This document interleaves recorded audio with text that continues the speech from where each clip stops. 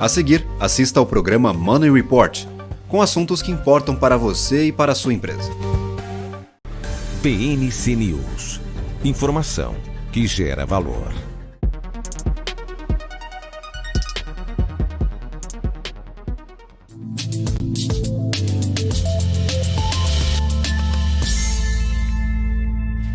Olá a todos, bem-vindos a mais um episódio de Money Report TV, aqui na BMC News.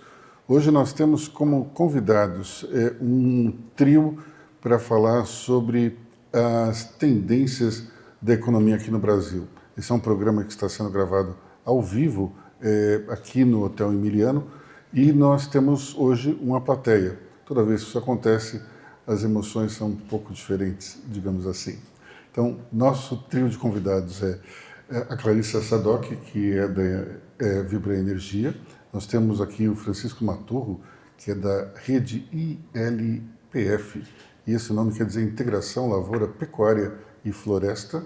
E, por fim, nós temos o economista Marcos Lisboa, do INSPER, um grande nome da nossa macroeconomia, uma pessoa que conseguiu aí, antes que todo mundo pudesse ver alguns problemas da condução da economia de vários governos, ele se tornou uma voz que botou o dedo na ferida e nos revelou pontos interessantes. Então, eu queria justamente começar pelo Marcos, para perguntar como é que você está vendo o cenário econômico até o final do ano, já que havia um certo otimismo entre os empresários no primeiro trimestre, e isso foi se diluindo de uma certa maneira até se criar um quadro um tanto quanto pessimista com a alta do dólar, né? O que você está vendo daqui para frente? Bom, obrigado pelo convite. Eu confesso que essa discussão de curto prazo, ela não é do meu interesse, né? Eu acho que a gente fica muito ciclotímico olhando dados de alta volatilidade, ao câmbio, crescimento, e a gente perde o foco nas questões estruturais. O Brasil, nos últimos 50 anos, tem tido um desempenho medíocre, né? Um pouco abaixo do medíocre, né? A gente tem tido um crescimento aí na média de 1% ao ano, 1,5%, né? Os países desenvolvidos têm tido bem mais e os emergentes fora da América Latina, muito mais do que a gente. Pegando os anos entre 1980 e até a pandemia, 2019, né, o Brasil teve 26 anos bons, como recentemente, crescimento aí perto de 3%, então 26 anos de crescimento de 3%, mas tivemos 14 anos de recessão profunda. Isso destoa do resto do mundo, né? Os países emergentes, nos anos bons, crescem mais que o Brasil e as suas recessões são menos severas. O resultado desse país ciclotímico. As coisas vão bem em 2, 3 anos, todo mundo fala, agora vai. Aí vem uma crise severa, todo mundo fala, não tem jeito país. E a gente não trata dos problemas. E eu acho que a gente está repetindo esse ciclo. O Brasil, e acho que o setor privado se prepara pouco para isso, é um país de alta volatilidade. E eu fico muito surpreso como as empresas não se preparam para a alta volatilidade. A curva de juros do Brasil pode mover uma velocidade muito grande. O nosso câmbio se move muito mais que em outros países. Mas é como se o setor privado brasileiro achasse que não, a gente vai naquela direção. Mas e o risco de cauda? E a cauda no Brasil, ela é gorda, ela é grande, né? Isso adiciona problemas para o país, porque de repente todo mundo acha, não, agora vai, é juros de 2%, 3%, a inflação está baixa, aí investem naquele cenário, e aí quando o risco ocorre, o estresse ocorre, as empresas estão despreparadas para isso. E a gente vê as dificuldades, por exemplo, que muita gente do varejo e de outros setores tiveram recentemente. Então, é um país de alta volatilidade, é um país de alto risco. Agora, pegando a questão mais de curto prazo, enfim, inventou-se um arcabouço fiscal. Quando você soma as equações do arcabouço fiscal com as demais regras condicionais que voltaram a valer com a PEC da transição, ele não para de pé. Assim, não adianta quanto mais o Estado arrecadar, não resolve o problema. Porque aumenta a arrecadação, tem que aumentar a despesa obrigatoriamente. Então ele não para de pé. Eu não sei por que as pessoas acharam que esse arcabouço fiscal seria sustentável.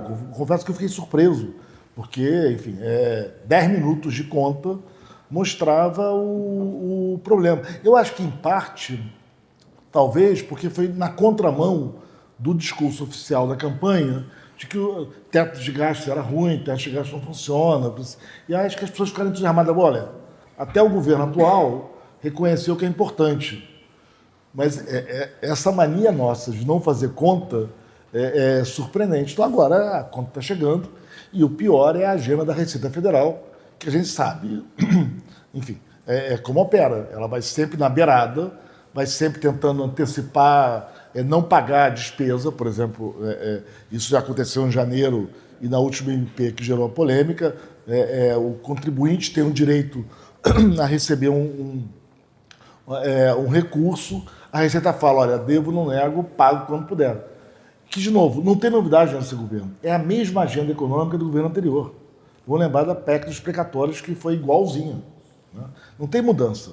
E você troca de governo, mas você não troca da política da Receita Federal, que acho que é a única política econômica que a gente tem, com seus impactos deletérios sobre a economia. E o que a gente está vendo infelizmente, com toda essa incerteza tributária, e você vê a questão dos fundos estrangeiros, uma desistência, né, de muitos países, de muitas empresas de outros países, de investir no Brasil pelo risco tributário, pelas mudanças de regras frequentes. Eu não vou cansar vocês aqui falando de todo o risco que acontece, toda a mudança de regras que acontecem, enfim, frequentemente na questão tributária, e acho que tem um ponto a mais que tem que ser levantado, que é a percepção no exterior de que o Brasil é conivente com corrupção. Essa percepção, correta ou incorretamente, voltou. E país sério, empresa de país sério, não quer correr o risco de investir num país complacente de corrupção. Todo mundo lembra o que aconteceu com algumas empresas, uma alemã e outras, que foram pegas no contrapé em processos desse tipo, e o custo que isso gerou. Então, imagina você ter um executivo de terceiro escalão num país emergente como o Brasil, de repente ele se envolve numa história complicada e isso vai custar muito caro. Então, seja pela questão tributária, mudança de regras, a incerteza da jurisprudência aqui no Brasil. Bom, agora você receber a devolução de PIS/COFINS, parece que tem que pagar de crédito tributário, tem que pagar PIS/COFINS, né? Então, a Receita não para com sua criatividade. Além do mais, a corrupção. Então, enfim, eu acho que o cenário de longo prazo é bastante preocupante. Mas existe um contraponto de digamos, otimismo que vem muito do setor agro, né? Chiquinho, como é que você está vendo até, digamos, no curto prazo, médio prazo, longo prazo, a expansão do agronegócio? Bom, eu vejo sempre pelo lado positivo, mas vejo também o nosso grande problema de logística e infraestrutura. O Brasil tem esse problema, a gente continua crescendo na produção de grãos, de fibras, cana-de-açúcar, café, a gente continua crescendo. Temos um grande problema de logística e infraestrutura. Só para dar um dado, a gente tem hoje um déficit real de 124 milhões de toneladas de armazenagem. Então nós estamos produzindo aí, número redondo, 300 milhões de toneladas de grãos, e nós não conseguimos armazenar. Então nosso armazém é carroceria de caminhão, direto para o costado de navio ou para as empresas processadoras. Isso é um grande problema que nós temos, mas ao contrário, do outro lado, a gente continua avançando, continua produzindo. Nós fizemos o primeiro 100 milhões de toneladas depois de 500 anos, né? Ano 2001. Em 2014, a gente fez 200 milhões. Em 2022, nós temos 317 milhões de toneladas de grãos. São números robustos. Então, nós não temos transporte adequado. O nosso princípio é rodoviarista. Nós precisaríamos ter trens em quantidade suficiente para transportar o Brasil do tamanho que é. Concentrada a produção predominantemente no centro-oeste, precisa de transporte de longo curso. Trem. Quer seja para o Arco Norte, onde nós temos problema com a Ferrogrão, não consegue sair por um problema jurídico. tem um pedacinho lá de uma reserva indígena, não seria nenhum grande problema fazer um acordo e cruzar por lá. Esse ano último nós tivemos uma safra um pouco menor, 20 milhões de toneladas, fizemos 297 milhões de toneladas de grãos, porque nós tivemos chuvas irregulares no país todo. Menos mal que o Rio Grande do Sul, antes dessas enchentes, trouxe 20 milhões de toneladas de grãos, o que não deve se repetir na próxima safra, em função do que a gente não sabe como estão os solos no Rio Grande do Sul depois desse desastre, dessa catástrofe que tivemos ali. De qualquer forma, nós temos uma produção muito menor de laranja esse ano. Nós sabemos a razão, é clima. Nós fizemos 317 milhões de caixas o ano passado, e esse ano 232 milhões. Então, uma perda substancial. Isso eleva o preço do suco, mas não compensa para o produtor. O produtor acaba perdendo, porque ele não tem a receita. A receita quem faz é a indústria, e não tem nenhum pecado nisso, isso é a regra do jogo. Então, de qualquer forma, eu vejo sempre como positivo, e clima seco, clima molhado, o agricultor está acostumado, sabe conviver com isso. Nós temos uma indústria a céu aberto correndo todos os riscos inerentes a um processo como esse. Dentro da agenda positiva, nós vemos também que a transição energética aqui no Brasil é algo que pode ser visto com esses olhos de otimismo, uma vez que nós temos uma matriz de 85% de energia limpa e renovável, que isso é, digamos, um objetivo quase inalcançável para muitos países, né? Como é que nós estamos posicionados agora dentro desse cenário? É possível aumentar, por exemplo, o consumo de etanol, que é algo que até tem uma campanha hoje muito forte no ar? E isso é possível? E se é possível, como é que a gente pode fazer? São muitas as oportunidades, né, nesse mundo de energias renováveis. Começando pelo que você falou, nossa capacidade de crescer em eólica e solar é enorme. A gente já tem um parque muito grande, a gente já tem uma matriz energética muito renovável, mas a gente tem muito mais espaço para crescer e para apoiar as indústrias. Na hora que a gente vai para o combustível, sem dúvida o etanol é uma frente importante que o Brasil tem a capacidade, inclusive, para exportar. E não para por aí. Todos os biocombustíveis, quando a gente fala do biodiesel, do combustível de aviação, que é o SAF, né, que é o renovável de aviação, ele pode inclusive ser feito a partir do etanol. Então, existe aí uma série de alternativas, uma indústria crescente dos biocombustíveis, que ainda não está muito definido qual será a rota que vai ser utilizada. Então, na hora que a gente fala, por exemplo, eu mencionei, né, do SAF, ou o metanol, o e-metanol, que é o combustível marítimo renovável, a rota via etanol, que é o alcohol to jet para a aviação, é uma rota, mas tem várias outras. Tem o dos óleos, tem de resíduos. Então, a gente tem que acompanhar muito de perto essa evolução tecnológica e trabalhar para que o alcohol to jet seja, hoje, ele ainda não é o mais economicamente viável. Outras rotas têm um custo inferior, mas tem muito desenvolvimento tecnológico para acontecer. Então, é algo que o país, com toda a nossa capacidade nesse mundo agro, né, da gente usar isso também para a geração de energia, seja para que o produto termine mais verde, né? Então, um produto industrializado com energia renovável sendo transportado com combustíveis renováveis, ele se torne um produto mais verde, seja de fato a venda dessa matéria-prima para eventualmente até exportar para outros países que vão precisar também ter mais combustíveis renováveis na sua matriz. Quando a gente fala de outros países, por exemplo, o etanol nos Estados Unidos ele é feito de milho, né, geralmente. E aqui nós temos o etanol à base de cana. Qual a diferença energética conceitual desses dois produtos? A maior parte do etanol no Brasil, ele vem da cana, mas ele vem crescendo no milho também.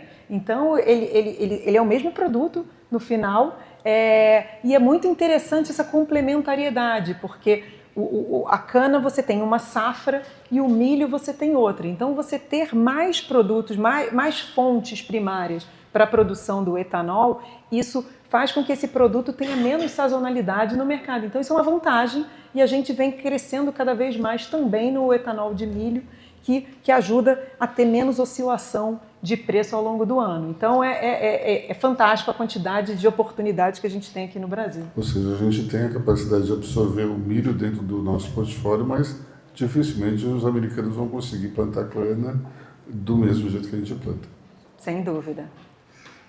Marcos, eu acho que muitas vezes as pessoas se sentem incomodadas quando a gente põe as grandes dificuldades à nossa frente, mas isso é muito importante para poder resolver os problemas estruturais que nós temos. Se você fizesse uma lista de prioridades, por onde você começaria para resolver esses problemas estruturais aqui no Brasil? Não, é divertido esse ponto, porque com frequência as pessoas ficam... Em geral me convidam só uma vez para um seminário. Falam assim, o Marco Lisboa de novo não. É só notícia ruim, a gente tem que torcer para dar certo. Eu fico imaginando esse pessoal quando vai ao oncologista, né? Fala assim, não, doutor, o senhor está muito pessimista. Né? Não é assim, vai. Então, eu acho que o nosso trabalho é falar dos problemas. E acho ótimo que a gente está falando dos problemas no momento que a economia brasileira está razoavelmente bem. Ela está espetacular? Não. A gente nunca teve espetacular nos últimos 50 anos. Mas é um momento razoável. Aqui no Brasil, o Brasil tem tido tanta dificuldade que 3% de crescimento a gente celebra, né? É engraçado, né? Mas eu acho que o nosso trabalho é falar dos problemas para enfrentá-los. Você tem toda a razão. O agronegócio brasileiro é um espetáculo. Né? E não só o agronegócio. Né? Você pega a parte de computação no Brasil, você pega o Porto Digital do Recife, você pega a área de saúde de São Paulo. A gente tem exemplos espetaculares no Brasil de iniciativas muito bem-sucedidas que contaram com políticas públicas bem desenhadas, né? O empreendedorismo privado e inovação tecnológica contínua. O agro cresce sua produtividade 3% ao ano. Né? Nós somos a geração em que ninguém queria terra no Centro-Oeste. Era uma terra pobre em nutrientes, ácida, os grãos não estavam preparados para a zona tropical. Né? Foi muita tecnologia, muita política pública bem desenhada e o empreendedorismo privado que viabilizaram que o Brasil, que era um país muito ruim na agricultura, isso é uma coisa que a gente esquece, o Brasil era um país muito ruim. A gente fazia café e olha lá, né? Um pouco de algodão, alguma cana-de-açúcar. E só exportava o café bom, né? O café só exportava o café bom e aí o preço do café variava, o câmbio variava, a indústria... Né?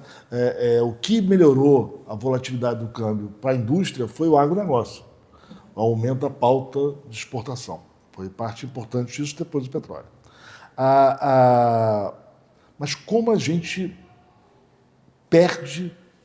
Vamos lá, pegando uma frase antiga de um outro economista, a gente não perde a oportunidade de perder a oportunidade. Né? Pega a energia, por exemplo, né, que você estava mencionando antes. Biomassa, o Brasil tem vento, tem sol, a gente, né, tem energia barata, renovável, elétrica.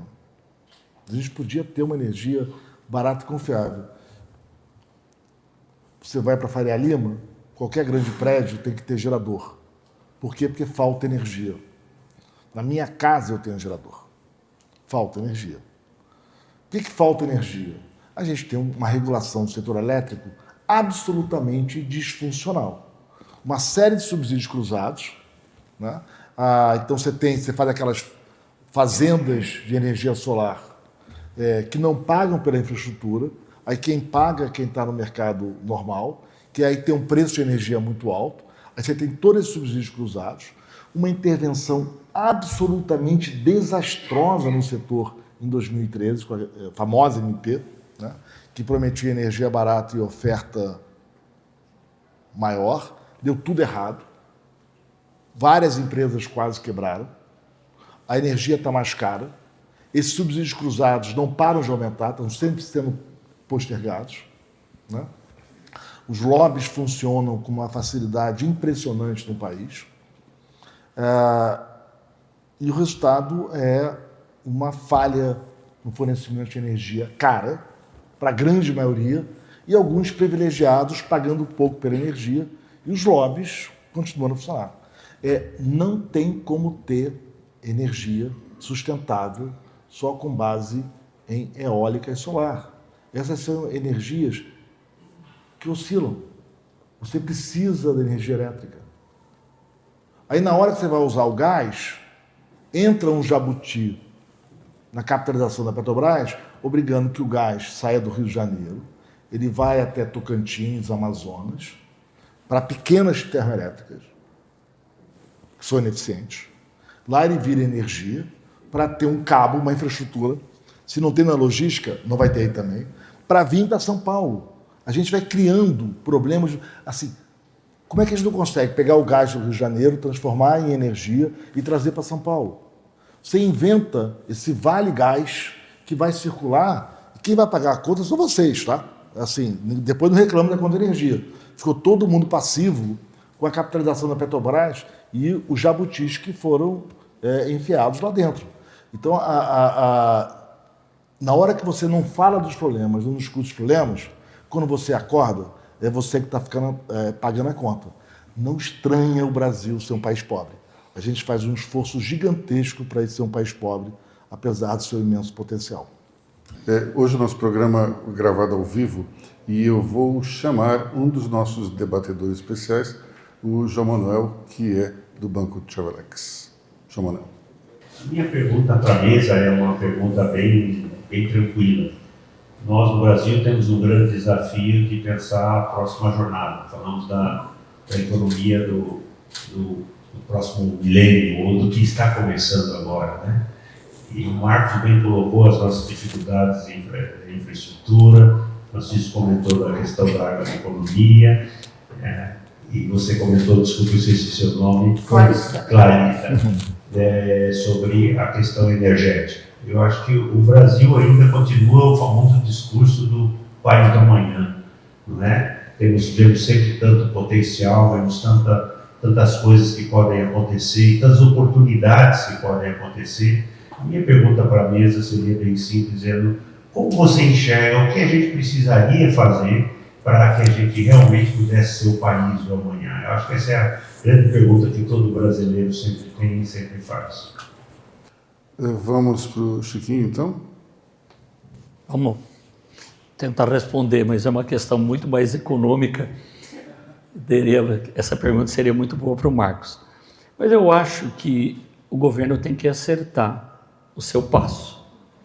O governo está batendo cabeça em muitas áreas, sobretudo na área econômica, o que cria dificuldades para o setor privado. E o setor privado tem seu capital e o capital é arisco, né? No medo, ninguém investe. Isso está ocorrendo com máquinas agrícolas, que é o setor da minha origem. Não há investimentos, é mais ou menos como o nosso carro. Eu acho que ele toca mais um ano. Dá para fazer mais uma safra com equipamento. Então, o investimento tem sido muito pequeno no agro em função de políticas públicas que não inspiram confiança. Isso é um problema que nós estamos vivendo, essa insegurança jurídica. As pessoas têm medo de investir. Quem tem capital sabe disso. E a gente não investe no risco. Até ousa um pouquinho, mas no todo não. Esse é o meu ponto de vista. Marcos. Olha, eu acho que tem muitas oportunidades no Brasil, né? Acho que um problema grave no Brasil é a má qualidade da política pública, né? Seja por apoiar projetos equivocados, e aí você acaba caindo no Brasil numa polêmica, uma falsa polêmica, vamos ver, que é liberais e desenvolvimentistas, né? Quando você ouve o jargão dos dois lados, bom, aí a gente entende porque o Brasil é Brasil, né? É de uma falta de profundidade dos problemas impressionante. A política pública tem um papel fundamental no desenvolvimento. Agora, ela tem que ser bem desenhada, né? Política industrial que deu certo em outros países não é simplesmente fechar o mercado e dar crédito subsidiado e achar que vai dar certo. Isso fracassou no Brasil recorrentemente, né? a falta técnica. Você vê os trabalhos sobre apoiar a indústria naval, você fala assim, a gente gastou esse caminhão de dinheiro com base nesse relatório técnico? Foi assim que a gente desenhou a política? Você vê a sofisticação de que foi a política para o agronegócio, né? Não foi só a Embrapa, né? Acho que aí tem uma injustiça com diversos órgãos de pesquisa, foi tecnologia, capital humano, inteligência, né? Apoio à pesquisa e desenvolvimento, deixando o empreendedorismo florescer. Então, acho que dá um exemplo. A gente discute muito educação no Brasil, né? O Brasil é um país que aposta muito em educação. A gente gasta mais em educação do que a grande maioria dos países emergentes. E o número é muito maior do que os 6% oficial, porque esse número vem subestimado, não vou entrar aqui em detalhes técnicos. Os nossos resultados são piores. A gente não discute aprendizado dos alunos. Então, que país é esse que a gente discute o quanto gasta com a educação, mas não discute o resultado da política educacional, que deveria ser o aprendizado dos alunos em português e matemática? É como o resto do mundo mede, aos 15 anos de idade no PISA. Então fica uma discussão muito grande sobre os meios e a gente não discute os fins. Acho que começar a cobrar a política pública pelos seus resultados, por quanto que ela impacta a vida das pessoas. Como é que São Paulo não tem uma estrutura de saneamento razoável? Cidade mais rica da América Latina, né? E aí não é, de novo, a questão de privatizar a Sabesp ou não, que vira um cavalo de batalha inacreditavelmente torto, superficial. Você tem uma série de problemas de governança, da legislação, a água é municipal, você não tem uma governança adequada sobre a gestão das águas, né? Você não tem contrato entre a empresa e vários municípios.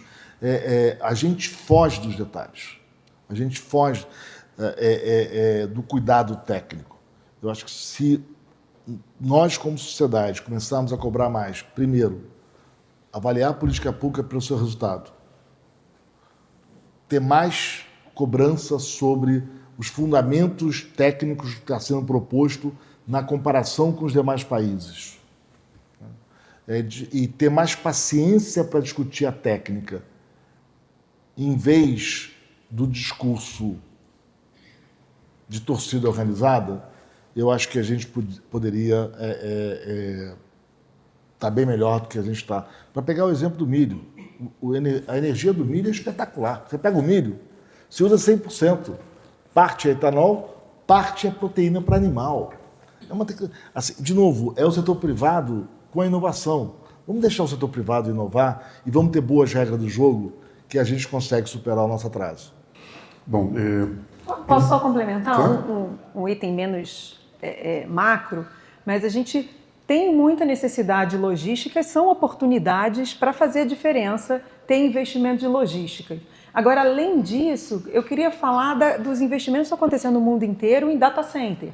Então, isso está mexendo a economia americana, que está crescendo muito mais a necessidade de energia no mundo inteiro, e a gente tem uma energia barata, uma energia verde, que a gente poderia estar atraindo muito mais data center para cá, com esse crescimento mundial que está acontecendo. Então, esse é um setor que a gente deveria estar investindo, ter políticas específicas para puxar esse investimento para o Brasil também, porque grande parte do consumo do data center está aqui, mas muitas dessas informações vêm de outros lugares. Então, a gente precisa trazer esses data centers para cá, que são aqueles que a gente está usando, que a gente está consumindo aquela informação.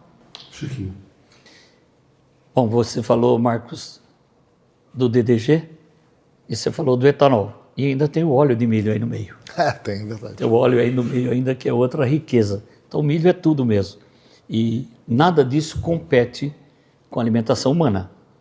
É uma diferença de outros países que têm que destinar áreas distintas. O Brasil não precisa. Então, está tudo certo. Eu vou falar um pouquinho, e muito rápido, das 3 grandes evoluções do agro brasileiro. Porque há 40 anos atrás nós éramos importador líquido de alimentos, de leite, de feijão, de arroz, o básico do básico. Então, porque nós fazíamos agricultura como os seus antepassados imigrantes europeus que chegaram aqui faziam, agricultura de clima temperado. Então, não dava certo para subir para o centro-oeste, o Marcos citou isso, E o que acontece? Terras predominantemente pobres.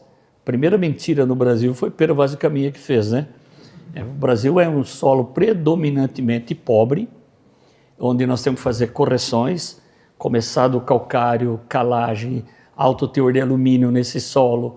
É muito trabalho, muita pesquisa, e gosto quando o Marcos fala que não é só Embrapa. Embrapa tem 51 anos, Instituto Agronômico de Campinas, 137. Foi o primeiro instituto de pesquisas da América Latina, voltadas ao agro, que era predominantemente café, e depois ele evoluiu. O maior volume de cultivares, sementes, variedades lançadas no Brasil é do Instituto Agronômico e dos institutos de São Paulo e dos institutos privados. A Embrapa é uma grande alavanca que nós temos. Funcionou muito bem enquanto ela não tinha 50 anos, cujo orçamento não ia todo para a folha de pagamentos. Hoje 98% é folha. É complicado fazer investimento com o que sobra. Então o que aconteceu? Nós saímos para o primeiro grande salto da agricultura brasileira, que foi o plantio direto na palha. Esse foi o primeiro grande salto. Era um louco lá de Rolândia, ele era louco, depois morreu, virou visionário, né? Mais ou menos assim, o mundo é assim. Ele fez plantio direto na palha, sem revolver o solo, que era a tradição. Aqui tem muitos engenheiros agrônomos e agrônomas, preciso tomar cuidado com o que eu falo. Aí foi a grande revolução. E essa revolução ou evolução também proporcionou o cultivo no Centro-Oeste, porque aquele solo descoberto, primeiro que mata os micro-organismos que tem lá, segundo que uma semente a 60 graus não germina, e com plantio direto ela cai para 25, 30, então aí tem germinação. Aí nós fizemos a segunda safra, que foi outro grande salto que o Brasil deu. Aquilo que se chamava de safrinha, de forma correta para a época, hoje não é mais. Cada 3 sacas de milho produzidas no Brasil, 2 são de segunda safra. Nosso algodão, que já somos o primeiro do mundo, é todo de segunda safra. Então, grande evolução. E a terceira são os sistemas integrados de produção, ILPF, que você citou no início, Integração Lavoura, Pecuária, Floresta, que começou em 2006, os programas ou os projetos são mais antigos, é da Embrapa, mas um dia nós, da iniciativa privada, tiramos da gaveta. E deve ter outros tão bons quanto em alguma gaveta de pesquisa.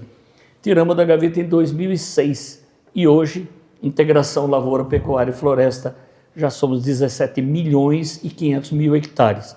Não é pouco, é muita coisa esparramada pelo Brasil todo e continua crescendo. Essa é a terceira grande evolução do agro brasileiro. Você quer fazer um comentário? Eu vi que você se mexeu. Não, eu acho que esse é o Brasil bacana. Né? Acho que o Brasil da bioenergia, que eu não sei porque o governo parou de apoiar na 2 décadas atrás, né? E você descreveu espetacularmente o que é o segredo do agronegócio. Né? É tecnologia, né? Com concorrência, né? Com empreendedorismo. E quem quebrar, se você quer de fato um país empreendedor, você tem que reconhecer que quem quebrar, quebrou. Né? É da vida, isso é a vida. É assim que funciona o mercado que dá certo. Né?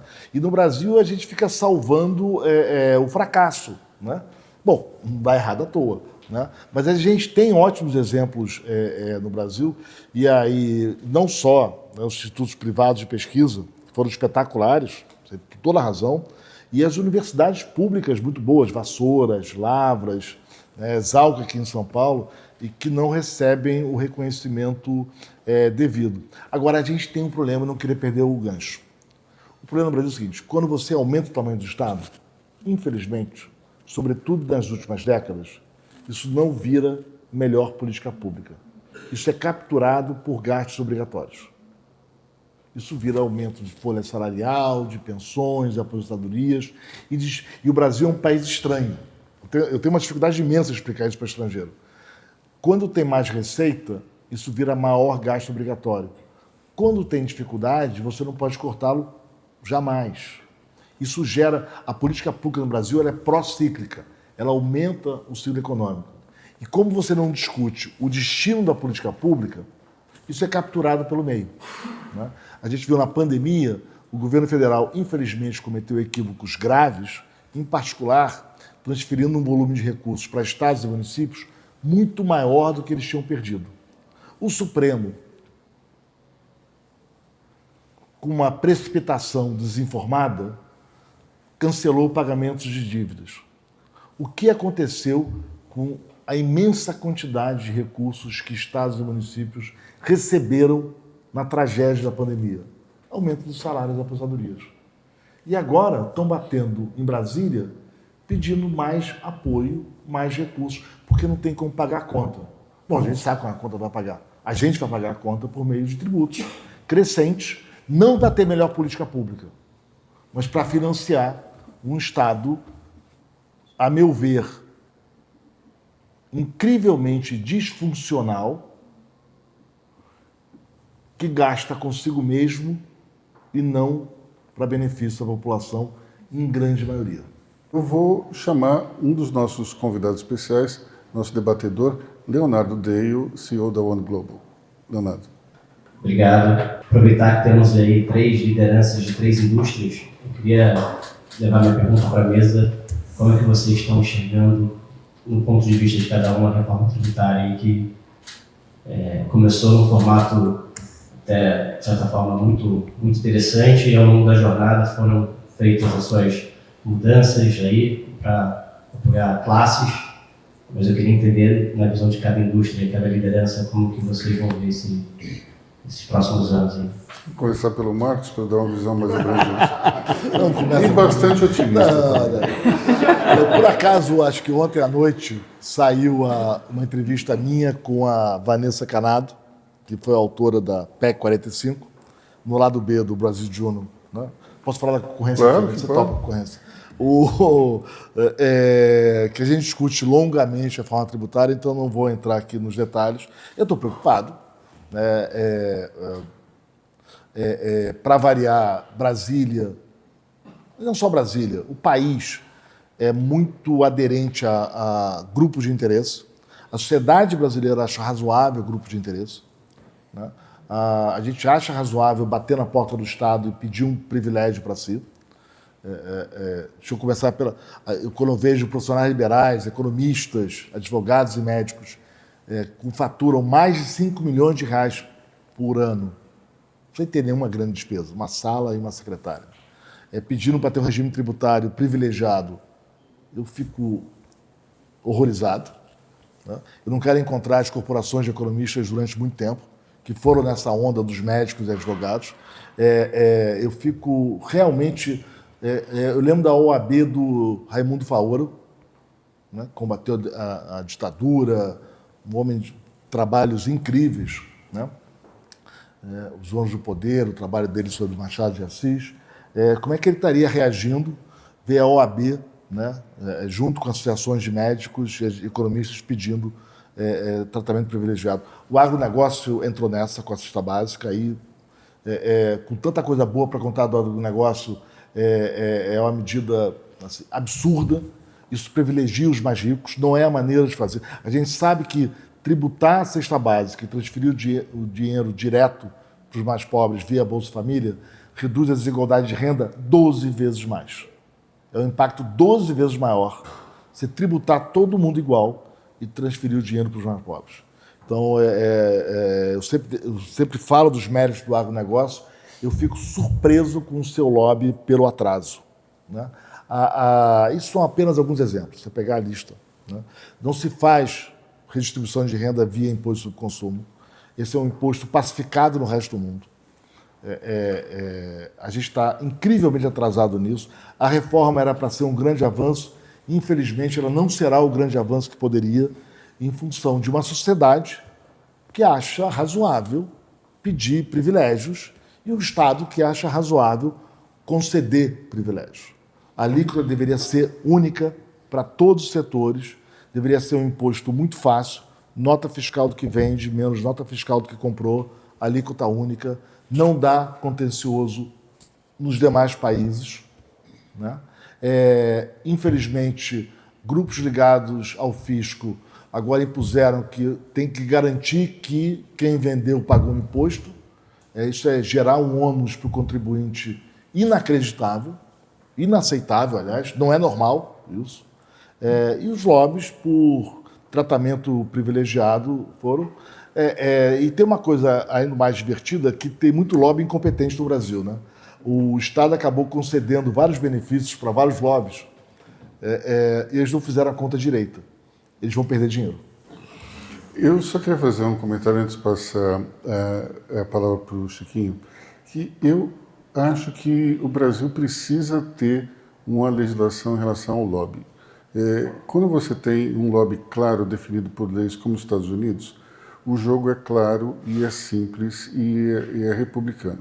Aqui no Brasil a gente tem uma coisa meio esquisita que fica sem nenhum tipo de transparência. Então isso eu já acho mais complicado. Não sei se você concorda comigo. Olha só, eu acho ótimo, mas não acho que resolve.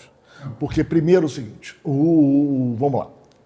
Por que taxista não paga imposto? Por que clube de futebol não paga imposto? Por que igreja agora não quer pagar a Previdência? Eu lembro na época da reforma da Previdência, eu ia para uma reunião na Câmara, e aí foi o pessoal das filantrópicas visitar lá no INSPER. E aí falaram assim, não, Marcos, você, uma instituição, o INSPER, estão querendo cobrar a Previdência de quem trabalha para a filantrópica. Você concorda que não é, porque a gente faz o trabalho, aí todo mundo escreve o trabalho fantástico que faz, todo mundo faz o trabalho ótimo. Eu falei assim, vocês vão se aposentar, não vão? Vamos. Por que eu vou pagar a Previdência de vocês? Como é que você não quer pagar a Previdência? Filantrópica não paga a Previdência. Mas como assim não paga a Previdência? Né? Eu tenho um filho que tem nível 1 do espectro autista. Não vai pagar IPTU. Como assim? Eu tenho uma prótese de quadril. Eu na verdade, tenho uma placa na perna. Agora tirei. Tenho uma placa há 2 anos. Não preciso pagar IPVA? Como assim? A gente acha razoável, porque eu tenho algum problema, eu sou especial, eu não pagar imposto. Então, está muito mais entranhado na sociedade do que a gente imagina. Né? Então, não sei se tem... Eu lembro uma vez, quando saiu o REIQ, que é o Regime Especial da Indústria Química, que beneficia uma grande empresa envolvida em vários problemas, a empresa foi para o valor, numa matéria de página inteira, celebrar. E todo mundo achou razoável uma lei especial para beneficiar uma grande empresa. Né? A sociedade brasileira acha razoável não pagar imposto. Né? E acha que é assim que se faz política social. Então, acho que tem um problema mais profundo, né? E que me leva clube de futebol não pagar imposto, igreja não pagar previdência, instituição filantrópica não pagar previdência. Você pega a lista de isenções que tem na base tributária brasileira, né? É uma coisa inacreditável. Então, o problema é mais profundo, Luiz. Eu queria falar 2 coisas. Primeiro, eu tenho 2 placas de quadril e eu pago IPVA. Então, esse é o primeiro ponto. Tá bom. Segundo ponto, eu sou a favor que todo mundo pague menos imposto. Mas isso a partir de um Estado menor, menos ineficiente, que cobre menos tributos também. Chiquinho, já que ele estava mencionando o agro antes, acho que é importante você dar a sua palavra e também sua opinião sobre a reforma tributária. Bom, eu acho que o Marcos está absolutamente correto. Qualquer privilégio, qualquer intervenção do governo ou privilégio a um setor desequilibra todos os outros. Há um desequilíbrio total na economia quando um setor é privilegiado, porque toda a cadeia, ninguém é um setor completo fechado em si. Todo mundo depende de alguém. E aí há um desequilíbrio em toda a cadeia. Eu concordo plenamente que tem que ser imposto único para todos. Que todos paguem, ou que todos paguem menos, ou que todos paguem mais, mas que paguem. Os privilégios causam desequilíbrio em todo o setor da economia do país. Eu cito o agro sempre. O agro, até muito pouco tempo atrás, era o patinho feio da economia do Brasil. Talvez seja até por isso que ele foi à frente, foi com a coragem do produtor de encarar um centro-oeste. Tem uma frase do Paulinelli que diz que cerrado nem dado nem herdado. Essa era o que ele dizia e é verdade, era isso mesmo do passado. Hoje são terras planas, produtivas e que foram feitas, foram melhoradas pela mão do homem, pelo trabalho da pesquisa, da ciência e o suor do produtor. E a gente não se lembra de quantos quebraram. que muitos não tinham nem para onde voltar. Venderam o que tinham no sul do Brasil e foram com a sogra, o cachorro, o papagaio, foram para lá, muitos quebraram, não tinham nem para onde voltar. E os que deram certo estão aí, dando certo até hoje, que fizeram a boa prática agrícola, agronômica e continuaram. Não gostam dos privilégios. O privilégio deforma.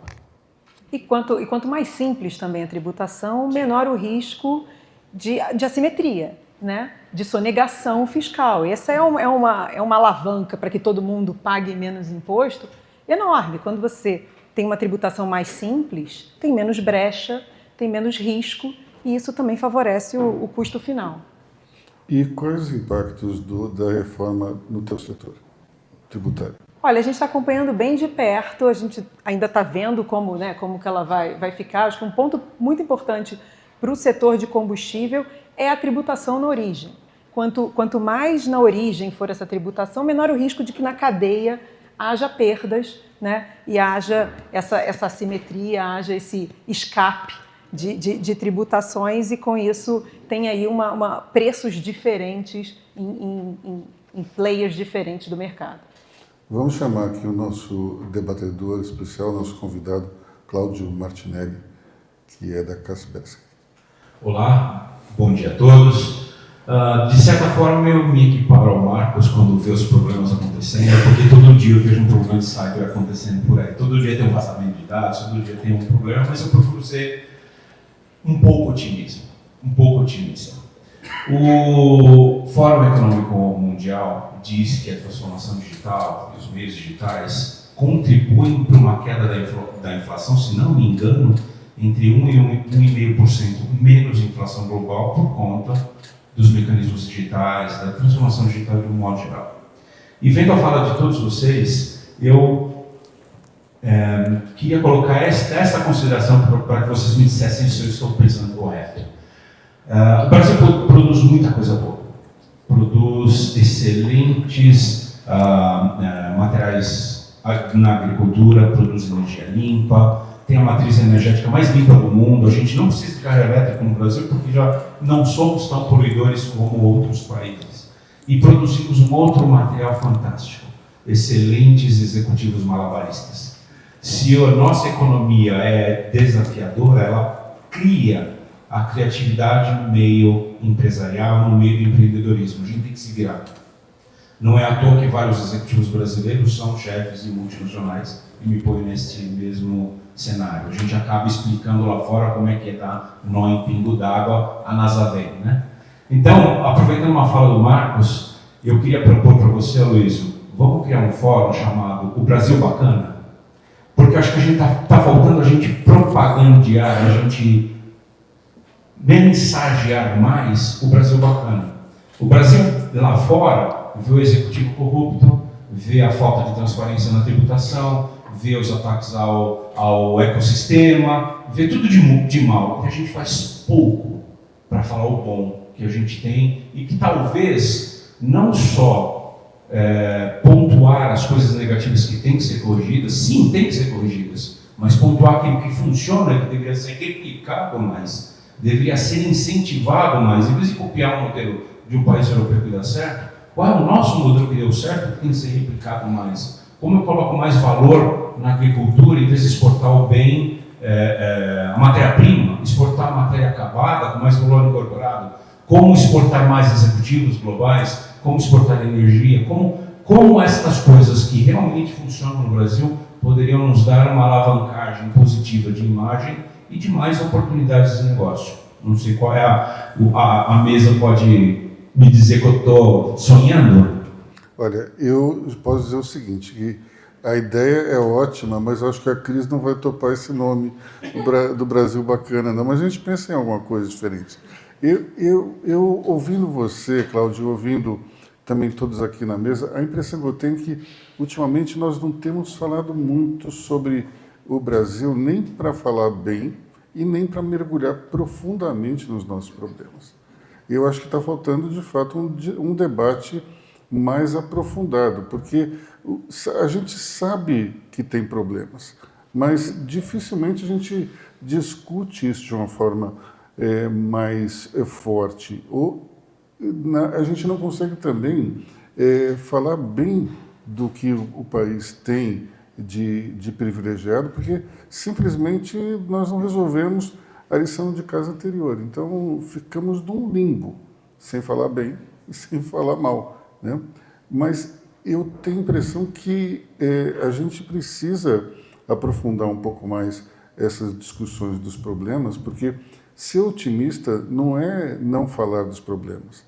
Ser otimista é falar dos problemas e buscar soluções.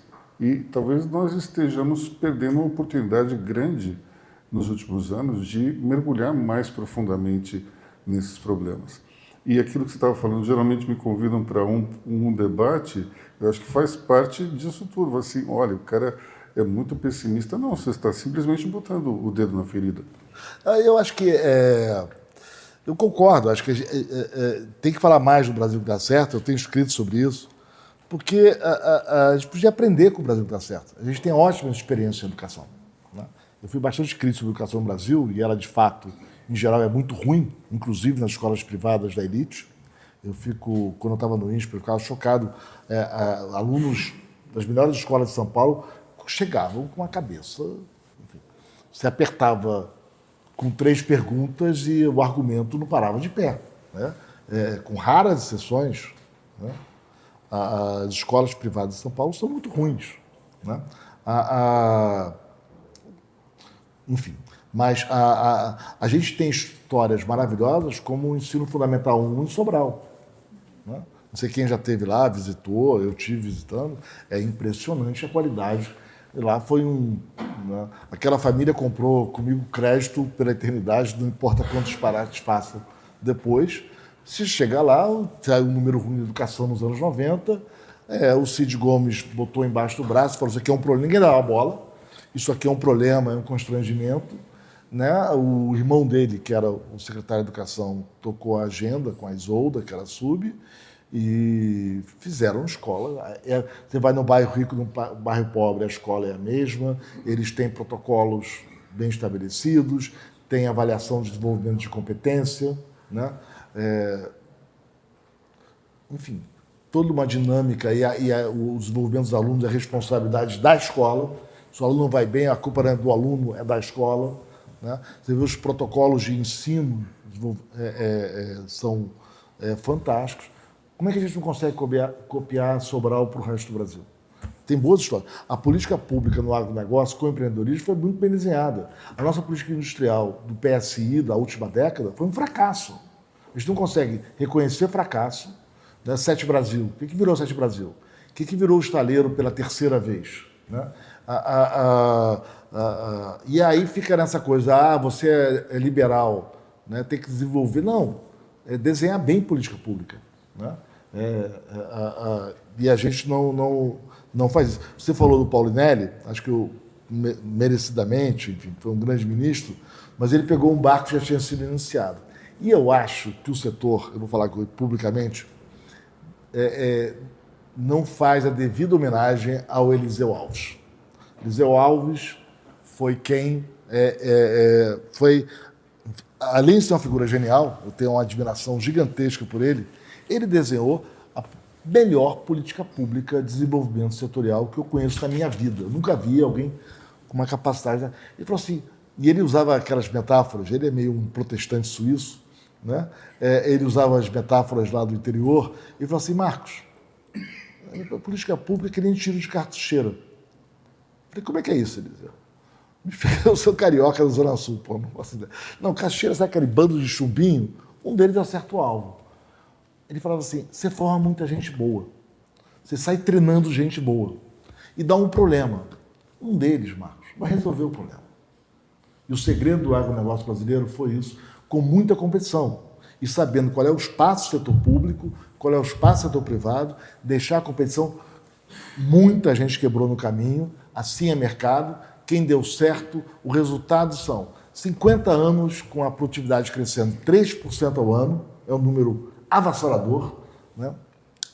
Você pega os microdados atuais, Maranhão, sul do Piauí, Maranhão, gente, sul do Piauí, oeste da Bahia. Você pega os microdados, O preço da terra, o preço da terra sobe, a renda do trabalhador aumenta, a qualidade da política pública está cada vez melhor. Todo mundo ganha. E nesses 50 anos, os preços dos alimentos despencaram. É difícil ter uma história mais bem-sucedida do que o agronegócio brasileiro. Como é que a gente não consegue copiar essa história para outras políticas? Caramba, será que um dia a indústria vai acordar e entender que ela fracassou porque o governo fez tudo o que ela pediu, em vez de fazer o que a boa experiência indica? Bom, isso lembra, eu acho que todo mundo que tem filhos sabe que esse tipo de coisa não dá certo, né? Bom, infelizmente chegamos ao final do nosso programa, já estouramos aqui o nosso tempo. Eu agradeço muito Chiquinho, ao Marcos, Clarissa, muito obrigado pelo debate de altíssimo nível e também aos nossos debatedores, o Cláudio, o Léo, o João Manuel, muito obrigado e nós nos vemos de novo quinta-feira que vem aqui na BMC News.